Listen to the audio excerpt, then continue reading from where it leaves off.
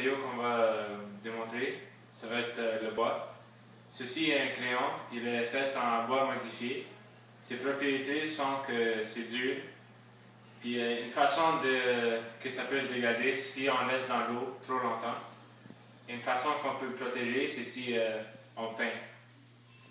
Le prochain matériau qu'on va démontrer, c'est la céramique. La céramique, c'est fait en sable. Comme vous pouvez voir, c'est dur. L'utilisation du céramique, c'est pour faire des planchers ou pour faire des verres. Et pour une cause de dégradation de la céramique, c'est si on met de l'acide sulfurique sur la surface. Et pour le protéger, on doit éviter les chocs thermiques. Ceci est notre objet de métal. C'est un 25 sous. Il est fait en nickel. Si on le fond, il va être mou. Ça veut dire qu'il est malléable. On sert pour payer. Ça peut dégrader lorsqu'il y a l'oxydation ou la rouille. Et on peut protéger lorsqu'il est fabriqué, on fait des revêtements. Ok, alors le prochain objet, c'est l'alliage de métal.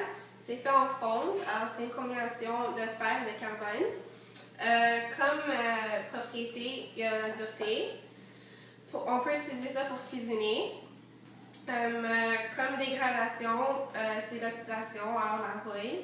Et pour la protection, ben, lorsqu'ils font cet objet, ils vont ajouter des traitements sur les surfaces et des revêtements. Ok, alors pour le prochain objet, c'est le thermoplastique. Comme matériau, c'est fait de polycarbonate. Pour la propriété, ben, il y a une dureté. Pour l'utilisation, ben, ça c'est un CD, on peut l'utiliser pour regarder un film ou écouter la musique. Pour la dégradation, c'est si c'est exposé à des rayons UV. Et pour la protection, ben, lors de la fabrication du CD, ils ajoutent des substances antioxydantes. Ok, alors pour cet objet, c'est thermodurcissable.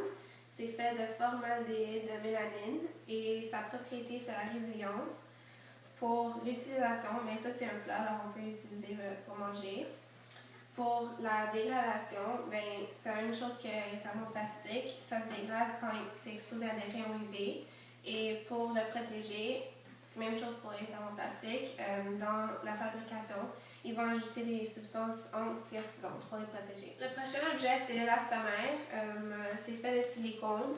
Et puis, sa propriété, c'est l'élasticité. On peut l'utiliser comme un fil électrique. Comme dégradation, c'est très sensible aux rayons UV, ça peut se détériorer facilement. Et pour le protéger, c'est à la fabrication, il y a un ajout de substances qui sont antioxydantes. Le dernier objet qu'on va présenter, c'est un casque à vélo. Ceci est un matériau composite. Il est fait de styrofoam, plastique et la résine qui maintient tout en place. Il sert à la protection du crâne lorsqu'on utilise un vélo ou d'autres sports. La façon qu'il peut se dégrader, c'est s'il y a une rupture dans le casque, il peut se dégrader facilement.